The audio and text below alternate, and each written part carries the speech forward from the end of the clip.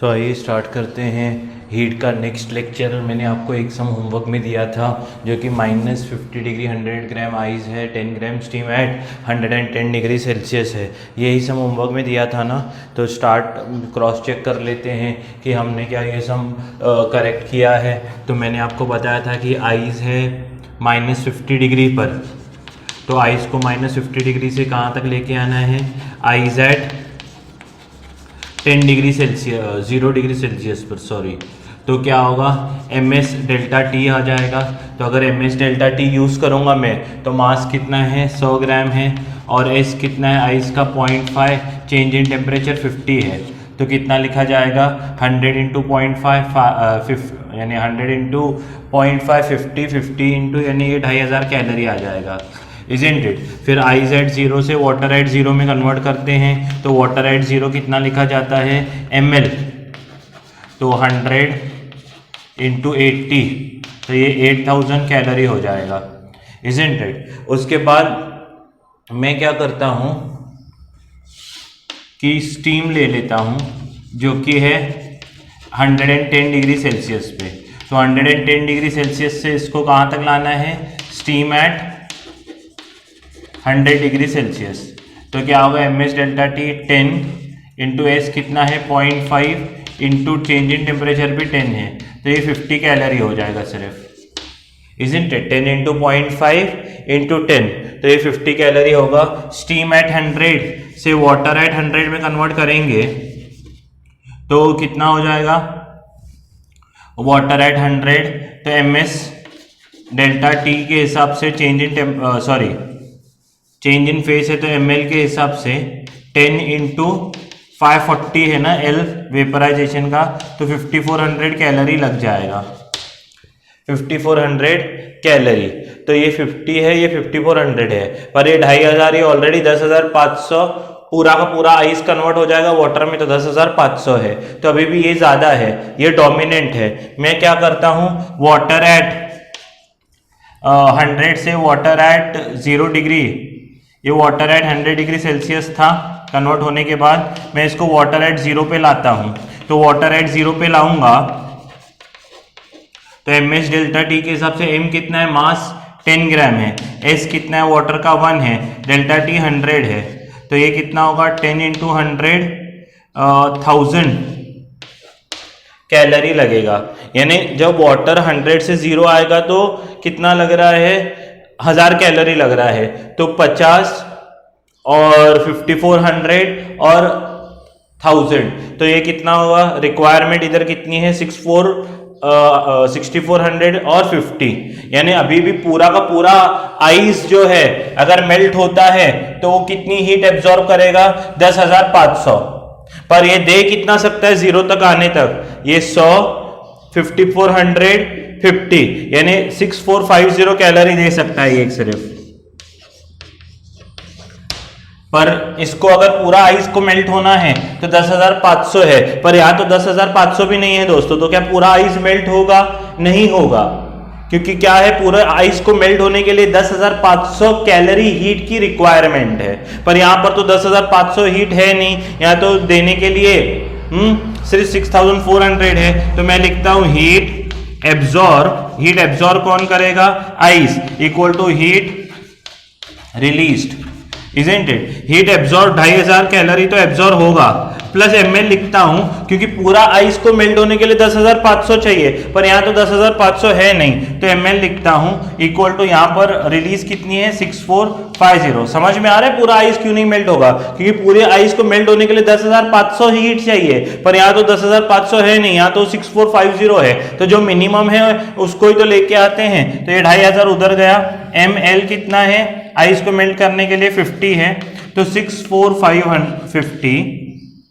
Minus 2500, तो ये 50 calorie होगा, ये 6 का 5 हो गया, तो ये 14 माइनस 5 यानी 9 हो जाएगा, और 5 माइनस 2 3 हो जाएगा, तो 3950 कैलोरी हीट बच जाएगा। और मेल्ट होने के लिए 1 ग्राम को 80 लगती है, तो मास को लिखेंगे डिवाइड बाय 80, तो 80 कैंसिल होगा, 8 1 सा, और मुझे लग रहा है 8 4 सा 32, 8 5 तो 40 होगा, तो 8 4 32, कितना हो जाएगा 7 आ जाएगा, 8 9 72, 8 9 72, 3 बचेगा 0, 8 3 24 और 3, तो लगभग 49.3 ग्राम जो हीट है वो मेल्ट यानी हो जाएगा आइस। तो आइस बचेगा, यानी ये तो इतना आइस वाटर में कन्वर्ट हो जाएगा, तो आइस बचा कितना, लगभग मुझे लग रहा है 50 ग्राम या 50 ग्राम आइस बच जाएगा। Got my point.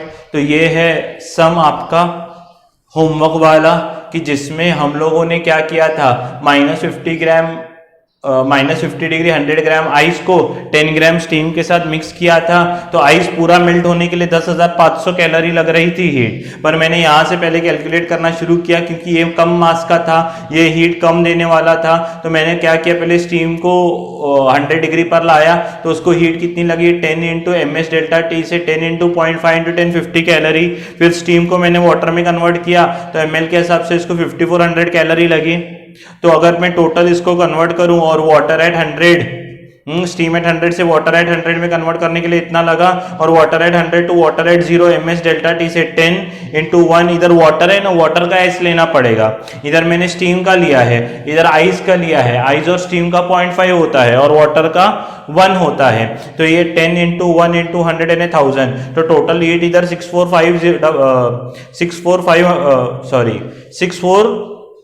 650 कैलोरी थी रिक्वायरमेंट, और ये दे कितना सकता था, 2500 और 10,500, तो ये ज्यादा है, तो पूरी आइस मेल्ट नहीं होगी। तो मैंने क्या लिखा, 2500 प्लस ml जितनी भी आइस मेल्ट हुई वो कितना होगा, 64500। 2500 को मैंने इधर लाया तो मुझे लग रहा है ये 3950, ये कैलकुलेशन तो बराबर है ना, 50 आ जाएगा, ये 5 होगा तो 14 -5 9 होगा, 5 - 2 3, Isn't it? बराबर है, और डिवाइड बाय 80 करेंगे तो इतना आइस मेल्ट होगा। और तो आंसर है कि 49.3 gram ice will melt and convert into water, and 50.7 gram ice will remain approximately. Got my point. तो ये होमवर्क वाला थोड़ा सा लॉजिकल सम था मेरे दोस्तों।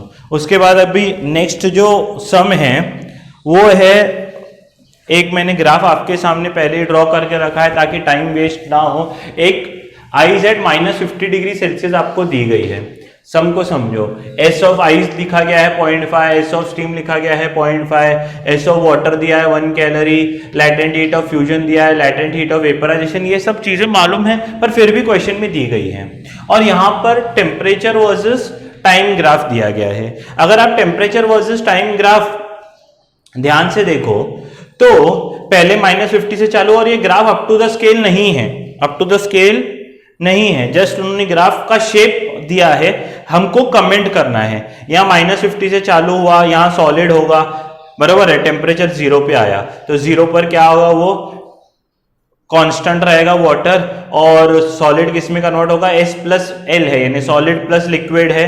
फिर धीरे धीरे फिर से क्या होगा, पूरा लिक्विड मेल्ट होने के बाद टेम्परेचर फिर से इंक्रीज होते जाएगा, isn't it? फिर से ये मान लो 100 डिग्री सेल्सियस पे, यहाँ 100 लिख देता हूं, फिर से क्या हो जाएगा, ग्राफ हॉरिजॉन्टल हो जाएगा, फिर से क्या होगा, टेम्परेचर यानी लिक्विड गैस में कन्वर्ट होगा, और फिर ये हमको बोला है कमेंट ऑन θ1 θ2 θ3, 1 2 3, इस पे कमेंट करना है।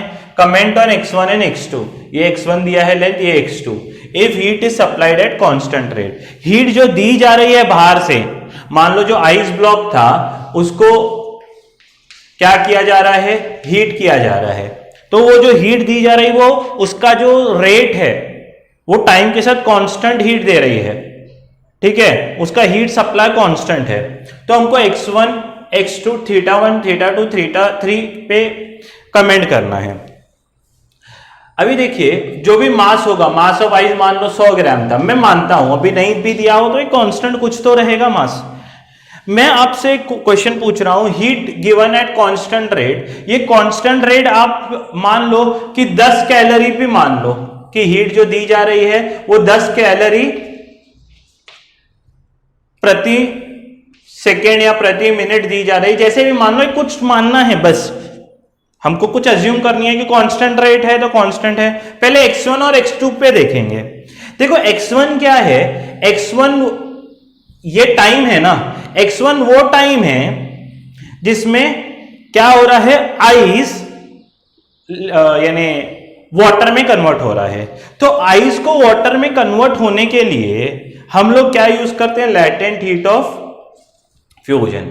वो कितना है लैटेंट हीट ऑफ फ्यूजन, वो है 80 कैलोरी पर ग्राम, सिंपल। और x2 क्या है, ये लैटेंट हीट ऑफ वेपराइजेशन, यानी एक मास तो कांस्टेंट रहेगा ना, मान लो 100 ग्राम मैंने अज्यूम किया है, तो इसको हीट कितनी लगेगी, 100 इंटू 80 टोटल हीट, 100 इंटू 80 लगभग क्या होगा, एक जीरो एक्स्ट्रा हो गया ना, 8000 कैलोरी लगेगा।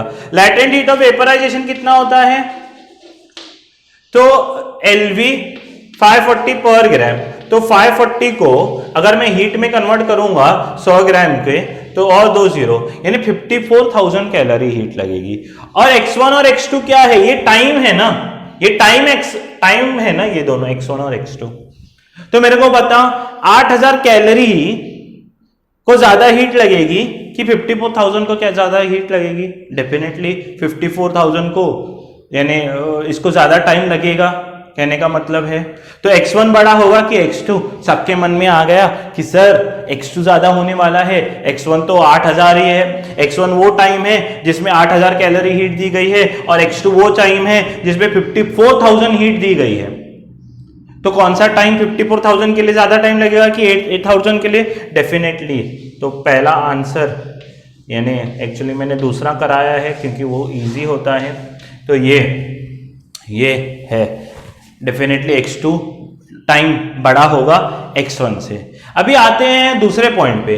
दूसरे पॉइंट पे उसने क्या बोला है, θ1, θ2, θ3 पे कमेंट करो।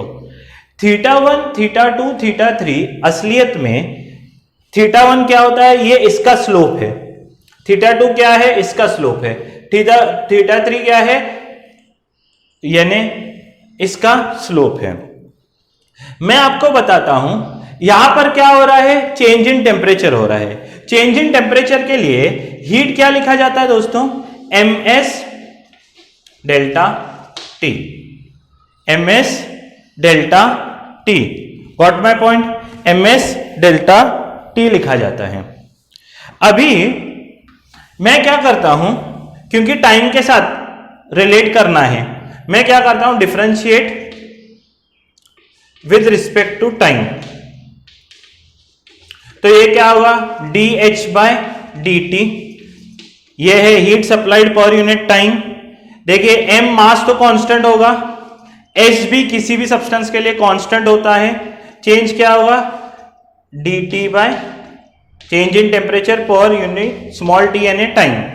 अभी मेरे को बोला heat is supplied at constant rate, तो ये हीट सप्लाइड कांस्टेंट रेट यानी पर यूनिट टाइम ही है ना, dH अपॉन dt, ये क्या है, हीट सप्लाइड पर unit time, dH upon dt, heat supplied पर यूनिट टाइम, ये भी कांस्टेंट है। मान लो इसको मैं K मान लेता हूं, तो K equal to ms dt by dt होगा, इजंट इट। तो पूरे प्रोसेस में K कांस्टेंट है, M भी कांस्टेंट है।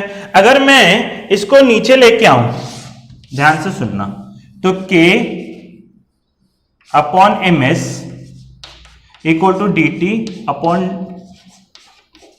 dt। पूरे प्रोसेस के लिए K जो है, जो कि जिसको मैंने हीट माना है, वो कांस्टेंट है। मास भी चेंज थोड़ा ही ना होगा, मास तो अमाउंट है, अमाउंट ऑफ मैटर है। S चेंज होगा, पहले के लिए S क्या था, 0.5 था, फिर क्या था, 1 है, फिर 0.5 है। इसका मतलब क्या है, ये दोनों भी कांस्टेंट होंगे, तो चेंज इन टेम्परेचर पर unit time is directly proportional to 1 upon s, it means it is inversely proportional to 1 upon s। और dt by dt दोनों को डिवाइड किया गया है, dt by dt दोनों को जब डिवाइड करते हैं ग्राफ में, तो वो किसको रिप्रेजेंट करता है, स्लोप को। अगर y axis upon x axis लिखा हो कभी भी dy by dx, क्या होता है dy by D x? dy by D x क्या होता है? dy बाई डी एक्स, ये t क्या है? y है ना, और टाइम dt है, इसको स्मॉल t से रिप्रेजेंट करते हैं, इसको कैपिटल T से रिप्रेजेंट करते हैं। तो ये dy बाई dx क्या होता है? Slope of the graph. तो slope is inversely proportional to 1/s। Inversely proportion का मतलब क्या है? जिसका s बड़ा, जिसका s स्पेसिफिक हीट कैपेसिटी बड़ा, उसका स्लोप होगा कम, इजंट इट? उसका स्लोप होगा कम। अभी हमारे पास तीन चीजें हैं, θ1 भी स्लोप को ही रिप्रेजेंट, थीटा क्या रिप्रेजेंट कर रहा है? स्लोप को। तो slope is inversely proportional to 1/s। तो ये होगा i का, ये होगा s1, ये होगा s2 और ये होगा s3 को, इजंट इट? s1 आइस का है, आपको पता होगा कि आइस और स्टीम यानी s1 और s3, आइस और स्टीम तो दोनों सेम होते हैं, आइस और स्टीम सेम होते हैं। इसका मतलब क्या होगा? θ1 और θ3 तो इक्वल होंगे, θ1 is equal to θ3। Got my point? और उसके बाद जो बच गया है वो क्या बचा है? θ2। अभी मुझे बताओ कि θ1 और θ3 जो है वो इक्वल थे और θ2 1 है, 1 बड़ा कि 0.5 बड़ा? 1 बड़ा कि 0.5 बड़ा? डेफिनेटली 1 बड़ा। और यहां पर स्लोप क्या रिप्रेजेंट कर रहा है? Slope is inversely proportional to s। जिसका s बड़ा उसका स्लोप कम, तो जिसका थीटा यानी जिसका s बड़ा उसका थीटा कम। अभी वाटर का s ज्यादा है, 1 है ना वाटर का s, तो थीटा कम होगा, तो थीटा कम होगा यानी इनसे θ2 कम होगा। Got my point? और सही भी है। सोचो कि मैं आपको लॉजिकली फील कराता हूं, अभी इसका 1 कैलोरी है, यानी इस 1 स्पेसिफिक हीट क्या होता है दोस्तों? स्पेसिफिक हीट होता है कि कितनी हीट लगेगी 1 डिग्री सेल्सियस बढ़ाने के लिए, isn't it? What is specific heat capacity? Heat required to raise the temperature of the material, unit material by 1 degree Celsius. अभी इसका 1 कैलोरी है, इसका 0.5 कैलोरी है। मैंने पहले भी आपको फील कराया था, ये 1 कैलोरी है, 1 ग्राम को 1 कैलोरी लगेगा हीट, तो ये स्लो आगे बढ़ेगा ग्राफ। और इसको क्योंकि 0.5 लग रहा है तो ये जल्दी जल्दी आगे बढ़ेगा, isn't it? S1 क्या है? S1 और S3 क्या है? 0.5 ही है। इसका मतलब क्या है कि उनका टेम्परेचर बढ़ाने के लिए कम हीट लगेगा। कम हीट लगेगा यानी कम टाइम लगेगा, यानी कम टाइम में वो जल्दी जल्दी बढ़ेंगे। तो ये ग्राफ क्या आएगा? कम टाइम में जल्दी जल्दी आगे बढ़ेगा, और ये क्या होगा? स्लो आगे बढ़ेगा, isn't it? तो इसलिए क्या होगा कि θ2 क्या होगा? कम आएगा θ1 और θ3 से। Got my point? तो ये है ग्राफ जो आपको θ1 is inversely proportional to slope, isn't it? मैंने ये शायद साइन रिवर्स लिख लिए है, बताते समय मैंने करेक्ट बताया था, isn't it? तो θ1 और थीटा, जिसका s कम उसका थीटा ज्यादा, तो इन दोनों का s कम है ना, इसका 0.5 है, इसका 0.5 है, तो इनका थीटा ज्यादा होगा। ये साइन ड्रॉ करते समय थोड़ी सी मिस्टेक हो गई है, बाकी आपको मैंने सभी चीज़ें, जिसका s कम उसका थीटा ज़्यादा यानी स्लोप ज़्यादा होता है।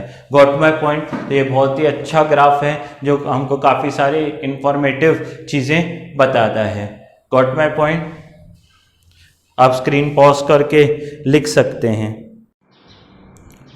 सो यहाँ पर और एक ग्राफ से रिलेटेड सम हैं जो मैं आपको सिखाना चाहता हूँ। अगर आप आई होप कलर डिफरेंसेस, इसलिए मैंने अलग अलग लिए हुए हैं। अभी यहाँ पर एक मास m है जो 0 डिग्री सेल्सियस पे है, और मास 2m है जो कि 0 डिग्री सेल्सियस है। मैंने एक को a बोला है, दूसरे को b बोला है, दोनों सॉलिड स्टेट में है और दोनों का हीट किया गया है। हीट सप्लाई कितनी की गई है? k कैलोरी पर सेकेंड। कितनी हीट सप्लाई की गई है? k कैलोरी पर सेकेंड। अगर आप ध्यान से देखोगे k कैलोरी पर सेकेंड हीट सप्लाई की गई है, तो जो वाइट वाला है वो ग्राफ है ए का, और जो पिंक वाला है वो है ग्राफ बी का जिसका मास है 2m। अगर ध्यान से देखोगे तो ये 50 डिग्री सेल्सियस इंक्रीज हुआ है टेम्परेचर, फिर ये किस में गया है, लैटेंट हीट ऑफ फ्यूजन में, यानी सॉलिड लिक्विड में कन्वर्ट हो रहा है। यहाँ सॉलिड प्लस लिक्विड है, फिर क्या है, यहाँ लिक्विड होगा, फिर लिक्विड प्लस गैस होगा, फिर गैस, इसका भी वैसे ही, इजंट इट। अभी मेरे को पहला सवाल, इसमें 3-4 सवाल हैं, पर पहला सवाल क्या पूछा है, specific heat capacity in solid state. तो सॉलिड स्टेट की स्पेसिफिक हीट कैपेसिटी तो ये है, SA ग्रेटर देन SB है, SB ग्रेटर देन SA है, SA greater than equal to SB है, या नन ऑफ दीज हैं। तो हमको पहले तो स्पेसिफिक हीट कैपेसिटी पे कमेंट करना है। तो ध्यान से देखिए, पहले मैं A का निकालता हूं स्पेसिफिक हीट कैपेसिटी। अभी देखिए K कैलोरी पर सेकेंड हीट सप्लाई की गई थी।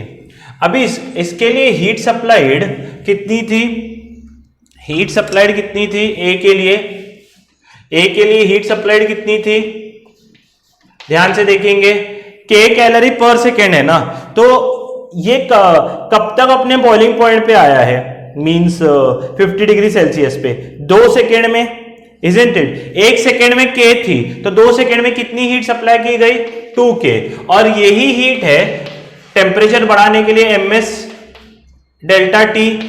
तो A का मास Me है, तो 2K equal to MSA। Change in temperature कितना था, चेंज इन टेम्परेचर 2 सेकेंड में कितना था, 50, तो यहां पर लिखूंगा मैं 50। तो SA का वैल्यू कितना है, 2K M 50, इजंट इट। फिर आते हैं B पे। B कितने टाइम में हीट हो रहा है, पिंक लाइन कहां तक जा रही है, 3 सेकेंड तक, इजंट इट। 3 सेकेंड तक हीट हो रहा है, यानी 1 सेकेंड में कितनी हीट थी, K कैलोरी, तो 3 सेकेंड में कितनी हो जाएगी, 3K, इजंट इट। 3 सेकेंड में कितनी हो जाएगी, 3K। अभी इसको अगर मैं हीट से ले लूं तो ये क्या होगा, MSB delta T, isn't it. तो B का मास कितना है, 2m दोस्तों, तो 3K इक्वल टू 2m लिखा जाएगा।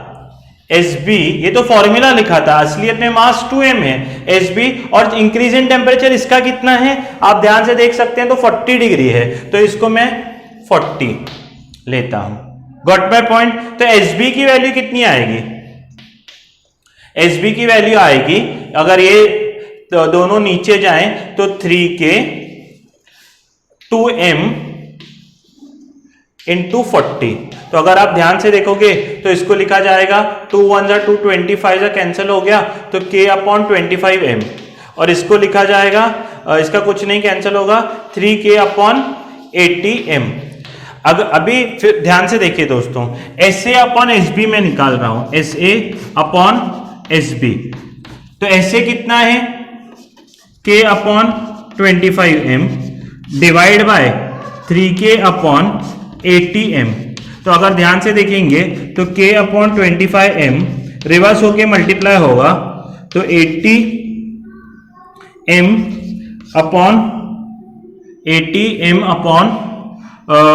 3K। तो 3K ने K को मार दिया, M ने M को मार दिया, तो बचेगा क्या, 5 5 जा 5 16 जा, तो SA अपॉन SB का वैल्यू आएगा 16 अपॉन 15, बराबर है, यानी SA कितना है 16, SB कितना है 15। तो कौन बड़ा हुआ, A बड़ा हुआ ना, तो सही आंसर है SA is greater than SB। Got my point. ये है सवाल ग्राफिकल रिलेटेड। आप स्क्रीन पॉज करके ग्राफ अच्छी तरह से ड्रॉ करके, जैसे मैंने किया है, आप कर सकते हैं।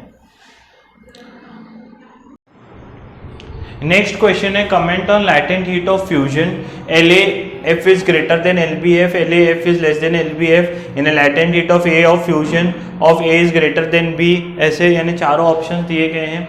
देखिए दोस्तों, यहाँ पर हीट सप्लाइड फिर से K कैलोरी पर सेकेंड, यानी 1 सेकेंड में K कैलोरी है, अगर ये कई बार ऐसे भी दिया जाता है heat is supplied at constant rate, तो तब आपको यानी के नहीं दिया जाएगा, तो आपको मन में अज्यूम करना है। कई सवाल ऐसे भी होते हैं, नहीं तो आप कंफ्यूज हो जाओगे कि के कैलोरी, यानी मैंने तो यहाँ दिया हुआ है, डिफाइन किया हुआ है हीट को, नहीं दिया जाए तो आपको खुद अज्यूम करना होता है ऐसे सवालों में कि 1 सेकेंड के लिए हीट के है। अभी हम आते हैं लैटेंट हीट ऑफ फ्यूजन पे। अगर ध्यान से देखो तो लैटेंट हीट ऑफ फ्यूजन यानी क्या, जब सॉलिड लिक्विड में कन्वर्ट होगा, सॉलिड लिक्विड में कब कन्वर्ट हो रहा है, ये ए का ये पार्ट है जो हैश्ड है और बी का ये पार्ट है। तो ए को कितने सेकेंड लगे हैं, 2 से लेकर 5 तक, और बी को कितने लगे, 3 से लेकर 6 तक, यानी तीन दोनों को क्या लगा है, टाइम तो सेम लगा है। तो मैं ए को लिखता हूं 3 सेकेंड लगे हैं, 3 सेकेंड लगे हैं। 1 सेकेंड में हीट कितनी थी, के कैलोरी, तो 3 सेकेंड में हीट कितनी होगी, 3 इंटू के, 3 के। और ये हीट क्या कर रही है, यानी सॉलिड को लिक्विड में बदल रही है, फेज चेंज है, यानी MLAF लिखूंगा, latent heat of fusion of A. तो latent heat of fusion of A कितना होगा, 3K/m, पहले जैसे, इजंट इट। फिर आते हैं बी पे। बी को कहां से कहां तक लगा है, 3 से लेकर 6 सेकेंड, टाइम तो उतना ही लगा है। तो हीट सप्लाइड कितनी होगी, इसकी भी हीट सप्लाइड कितनी होगी, 3 इंटू 1 सेकेंड में के थी ना, तो 3 सेकेंड में 3K, तो ये भी क्या लिखाएंगे, M इंटू LBF। तो LBF कितना होगा, अच्छा इसका मास जो था वो m नहीं था, वो 2m था, तो LBF कितना होगा, 3K/2m। फिर से क्या कर सकते हैं, हम दोनों को डिवाइड कर सकते हैं, LBF। तो दोनों को अगर मैं डिवाइड करूंगा तो ये क्या लिखा जाएगा, 3K/m, 3K/2m।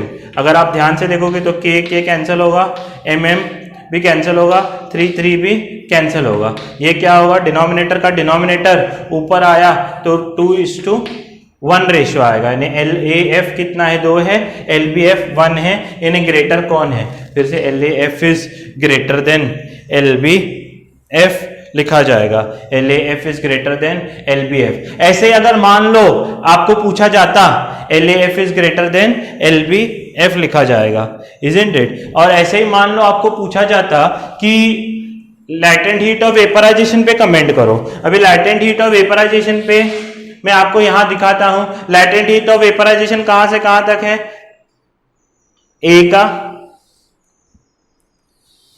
8 से लेकर 12 तक है ए का, इजंट इट। तो latent heat of vaporisation 1 second में के है, तो 8 से लेकर 12 4 सेकेंड हुए, तो 4 सेकेंड में कितनी हीट, यहां पर ये जो के हीट सप्लाइड है वो अज्यूम करना बहुत जरूरी है। अगर नहीं दिया जाएगा तो आपको आपके मन में वो आना चाहिए कि हीट हम के लेते हैं 1 सेकेंड के लिए, तो यहां पर 4 सेकेंड के लिए है, मैं बार बार वो एक पॉइंट रिपीट कर रहा हूं। तो ए का हीट कितना है, 4K, इजंट इट। अभी ये कितना होगा, M latent heat of vaporisation of A, isn't it. LVA लिखता हूं, latent heat of vaporisation of A, तो LVA कितना आएगा, वो आएगा 4K/m।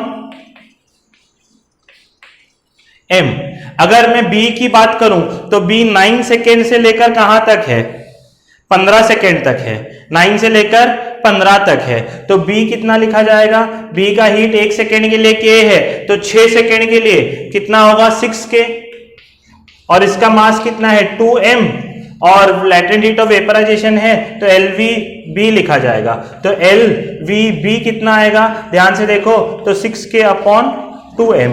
तो अगर ध्यान से देखोगे तो 2 1 जा 2 3 जा कैंसिल हो जाएगा, तो ये लिखा जाएगा 3K/m। तो फिर से मैं क्या करता हूं, यहां पर दोनों को डिवाइड करता हूं, तो LVA/LVB कितना आएगा, 4K/m, 3K/ ये कैंसिल हो गया ना m, तो k ने k को मार दिया, m ने m को मार दिया, बचा क्या, 4/3, यानी LVA 4 है, LVB 3 है, यानी फिर से LVA is greater than LV B लिखा जाएगा, इजंट इट। तो ये जो सम है, हाँ, बहुत ही इंपॉर्टेंट है, आप स्क्रीन पॉज करके इसको लिख सकते हैं।